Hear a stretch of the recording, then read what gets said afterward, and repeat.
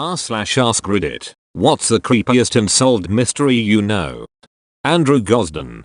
Smart boy who had a perfect attendance record skips school to go to a train station to buy a one-way ticket to King's Cross in London on his own. As soon as he leaves the station, he seemingly vanishes in an area crawling with CCTV cameras. None of the CCTV cameras in the entirety of London had saved footage of him, as the police waited 2 weeks before asking local businesses if there was any footage of him saved, and there's no evidence of him ever leaving the city. There's theories he was groomed or got snatched off the street, but that's pretty much impossible to do in such a busy area. He had a PSP on him when he disappeared, but Sony confirmed no PSN account had ever been made on his account. He had no access to the internet at home and didn't even have a mobile phone. Strangely, he left the charger for the PSP at home, suggesting he possibly intended to come back.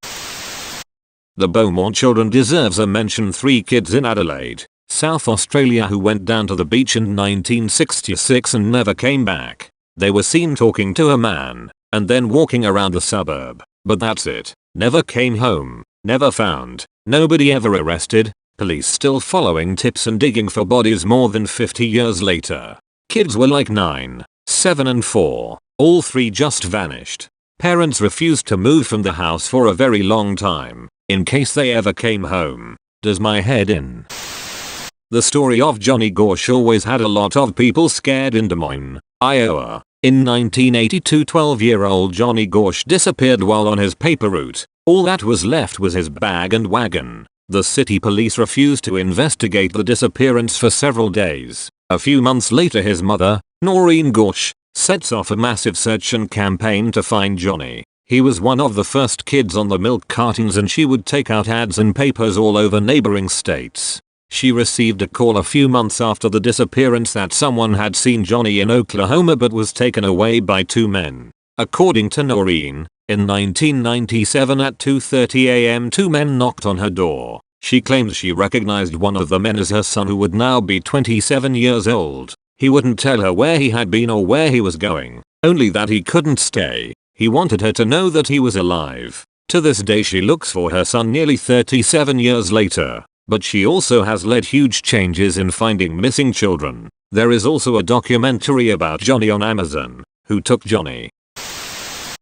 Amy Bradley. She was on a cruise with her family when she went missing. They only have suppositions on when exactly she disappeared, but it was on the ship, since the last sight of her was when the ship was en route to the Antilles. One of the theory is that she was sold to sexual slavery, but the details of her disappearance are really creepy. The fact she was taken in an enclosed space and nobody saw or found anything is baffling. Also, the ship's crew were quite uncooperative, first with the family and then the FBI, leading some people to think they had a kind of deal with a sex ring. Amy had told to her parents the night prior her disappearance that she was creeped out by some cruise members who were insisting for her to go with them on shore in Curacao. I'm not sure about that, but the fact is, her case is really sad. Some tourists have claimed to have seen her on the shore months later, malnourished and terrified, with 2 men next to her. As of right now, it's been 21 years and she's still missing. Oh man. I looked this case up and found this article which talks about the creepy ways it seems Amy was targeted and potential leads that were overlooked. 3 separate people claimed to have seen Amy without knowing who she was until afterward, and twice the girl actually said her name was Amy from Virginia and that she needed help. But once she was dragged away by men, and the other time it wasn't reported for many years. One of the last potential sightings of her was a picture that ended up on a pornography site, which I have to say looks like it could be her, but hard to say for sure. So sad and creepy. About 1.5 years ago I was broken into. They stole essentially all my life savings, which was in precious metals, along with a bunch of other missing personal belongings. The police never found them. 3 days later, I see my door is broken in again, and thieves came back and put a couple things back, including a gold ounce coin with a note attached that my dad had written to me when I was an infant, telling me he loved me. Less creepy, just strange. Criminals with a conscience. Probably that one kid that went out and disappeared but was found mangled up in a chimney a decade later by his parents. Dardenne family murders. Husband, pregnant wife and young son. Wife and son bludgeoned in their bed. The mother gave birth and the perpetrator then bludgeoned the newborn. They found the husband shot execution style outside. No fingerprints or DNA found at the scene. It was completely clean. I forgot the names, but a family was going on a vacation to a sports game, but the dad stayed home because he wanted to record it, and his TV didn't have an auto record function, meaning he had to be there to hit record. The family gets home and the dad is missing. The game is recorded on the TV, meaning he had to have been there when it aired. The fridge had 2 turkey sandwiches freshly made. Someone driving down the highway near their house spotted a body on the side of the road. They turned around to find it, but it was gone.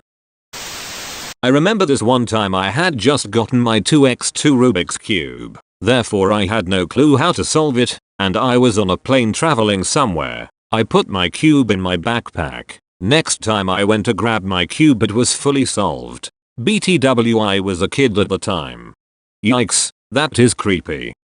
I was genuinely bamboozled. When I was sleeping at my grandma's house with my brother, someone knocked the one of 2 main doors that I was sleeping in front of. Woke my bro up. Hear the second knock. He yelled, "Don't open the door." The third knock. Then nothing. Don't hear any more knock. In the morning, told everyone in the house. They all said it was nothing, but their face wasn't really good.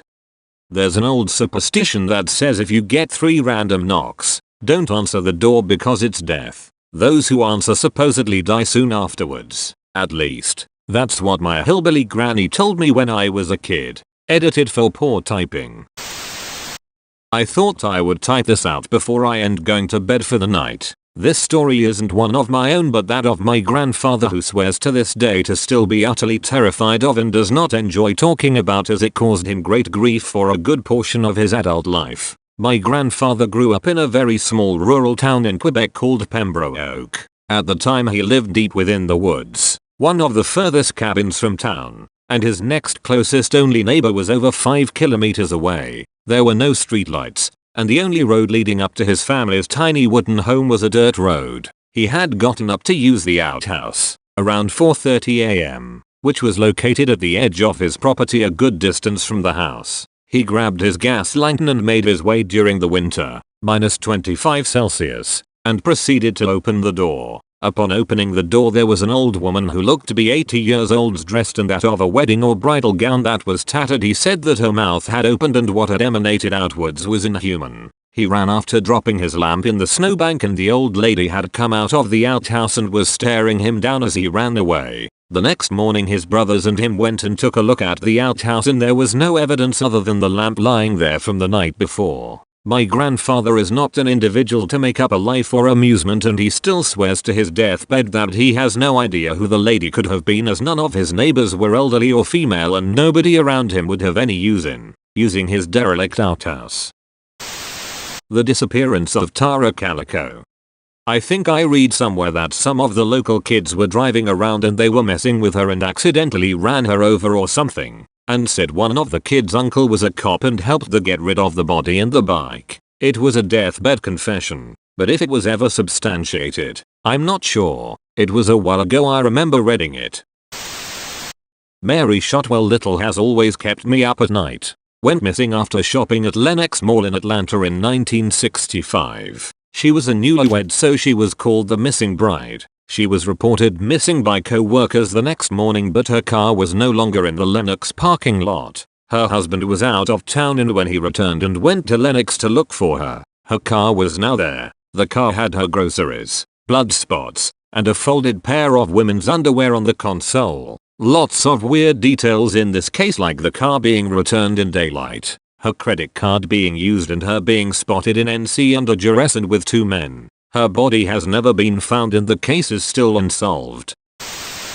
The Santa Rosa hitchhiker murders in 1972-73. I grew up in the area but didn't hear anything about it until a couple years ago. 7 girls and women were murdered and dumped along rural roads in Sonoma County. The case is often overshadowed by the Golden State Killer and Zodiac Killer. Who murdered these girls in sleepy Sonoma County remains a mystery to this day. Whoa, you've reached the end. The only mystery left is why you haven't liked and subscribed.